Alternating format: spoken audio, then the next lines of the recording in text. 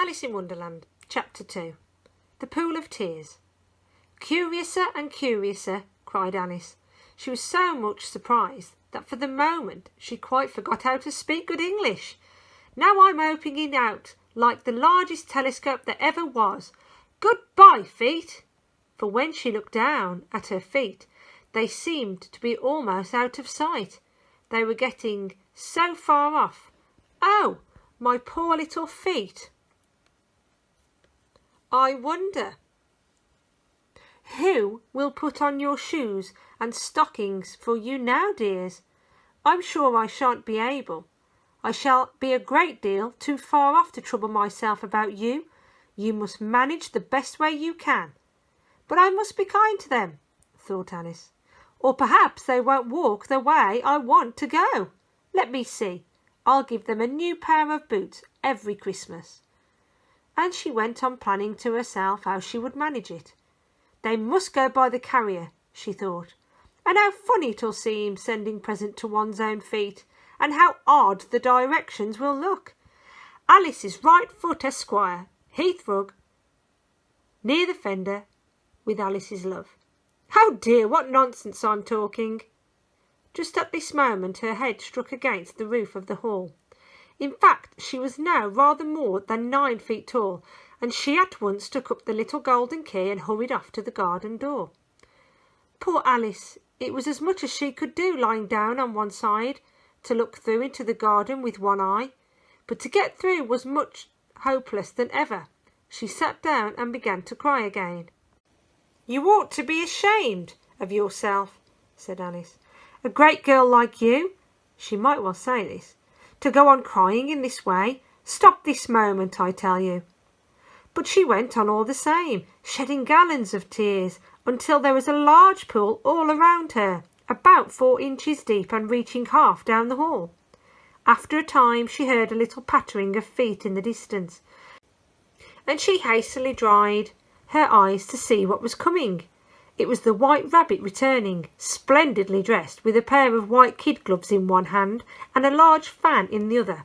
He came trotting along in a great hurry, muttering to himself as he came, "Oh, the Duchess, the Duchess! Oh, won't she be savage if I've kept her waiting?" Alice felt so desperate. She was ready to ask help of anyone. So when the rabbit came near her, she began, in a low, timid voice, "If you please, sir." The rabbit started violently, dropped the white kid gloves and the fan, and scurried away into the darkness as hard as he could go. Alice took up the fan and gloves, as the hall was very hot. She kept fanning herself. All the time she went on talking. "Dear, dear, how queer everything is today, and yesterday things went on just as usual. I wonder if I've been changed in the night. Let me think. Was I the same when I got up this morning? I almost think I can remember feeling a little different. But if I'm not the same, the next question is, who in the world am I? Ah, that's the great puzzle." And she began thinking over all the children she knew that were of the same age as herself, to see if she could have been changed for any of them. "I'm sure I'm not Ada," she said, "for her hair goes in such long ringlets, and mine doesn't go in ringlets at all. And I'm sure I can't be Mabel, for I know all sorts of things, and she knows such very little. Besides, oh dear, how puzzling it all is. I'll try if I know all the things I used to know. Let me see. 4 times 5 is 12. And 4 times 6 is 13, and 4 times 7 is... Oh dear, I shall never get to 20 at that rate. However, the multiplication table don't signify. Let's try geography. London is the capital of Paris, and Paris is the capital of Rome, and Rome... No, that's all wrong. I'm certain I must have been changed for Mabel. I'll try and say, how doth the little... And she crossed her hands on her lap, as if she were saying lessons, and began to repeat it. But her voice sounded hoarse and strange, and the words did not come the same as they used to do. How doth the little crocodile improve his shiny tail, and pour the waters of the Nile on every golden scale? How cheerfully he seems to grin, how neatly spreads his claws, and welcome little fishes in, with gently smiling jaws. "I'm sure those are not the right words," said poor Alice, and her eyes filled with tears again as she went on. "I must be Mabel after all, and I shall have to go and live in that poky little house and have next to no toys to play with, and oh, ever so many lessons to learn. No, I've made up my mind about it. If I'm Mabel, I'll stay down here. It'll be no use their putting their heads down and saying, 'Come up here again, dear.' I shall only look up and say, 'Who am I then?' Tell me that first, and then, if I like being that person, I'll come up. If not, I'll stay down here until I'm somebody else." "But oh dear," cried Alice with a sudden burst of tears, "I do wish they would put their heads down. I am so very tired of being all alone here." As she said this, she looked down at her hands and was surprised to see that she had put on one of the rabbit's little white kid gloves while she was talking. "How can I have done that?" she thought. "I must be growing smaller again." She got up and went to the table to measure herself by it, and found that, as nearly as she could guess, she was now about 2 feet high and was going on shrinking rapidly. She soon found out that the cause of this was the fan she was holding, and she dropped it hastily, just in time to save herself from shrinking away altogether. "That was a narrow escape," said Alice, a good deal frightened at the sudden change, but very glad to find herself still in existence. "And now for the garden!" And she ran with all speed back to the little door. But alas! The little door was shut again, and the little golden key was lying on the glass table as before. "And things are worse than ever," thought the poor child, "for I never was so small as this before, never, and I declare it's too bad, that it is." As she said these words, her foot slipped, and in another moment, splash, she was up to her chin in salt water. Her first idea was that she had somehow fallen into the sea. "And in that case I can go back by railway," she said to herself.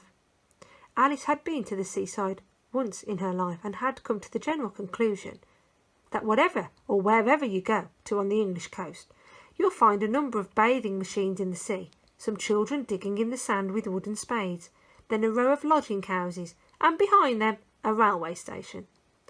However, she soon made out that she was in a pool of tears which she had wept when she was 9 feet high. "I wish I hadn't cried so much," said Alice, as she swam about, trying to find her way out. "I shall be punished for it now, I suppose, by being drowned in my own tears. That will be a queer thing, to be sure. However, everything is queer today." Just then she heard something splashing about in the pool a little way off, and she swam nearer to make out what it was. At first she thought it must be a walrus or a hippopotamus, but then she remembered how small she was now, and she soon made out that it was only a mouse that had slipped in like herself. "Would it be of any use now," thought Alice, "to speak to this mouse? Everything is so out of the way down here that I should think very likely it can talk. At any rate, there's no harm in trying." So she began. "Oh, Mouse, do you know the way out of this pool? I am very tired of swimming about here. Oh, Mouse!" Alice thought this must be the right way of speaking to a mouse. She had never done such a thing before, but she remembered having seen in her brother's Latin grammar, "A mouse of a mouse to a mouse, a mouse, a mouse." The mouse looked at her rather inquisitively, and seemed to her to wink with one of its little eyes, but it said nothing. "Perhaps it doesn't understand English," thought Alice. "I dare say it's a French mouse come over with William the Conqueror." For with all her knowledge of history, Alice had no very clear notion how long ago anything had happened. So she began again. "Oui, ma chatte," which was the first sentence in her French lesson book. The mouse gave a sudden leap out of the water and seemed to quiver all over with fright.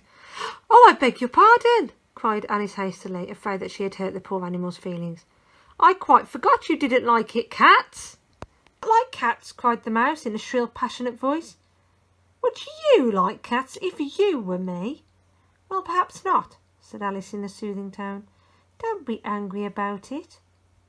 And yet, I wish I could show you our cat Dina. I think you'd take a fancy to cats if you could only see her. She's such a dear, quiet thing," Alice went on, half to herself as she swam lazily about in the pool. "And she sits purring so nicely by the fire, licking her paws, washing her face, and she's such a nice soft thing to nurse, and she's such a capital one for catching mice. I beg your pardon," cried Alice again, for this time the mouse was bristling all over, and she felt certain it must be really offended. "We won't talk about her any more if you'd rather not."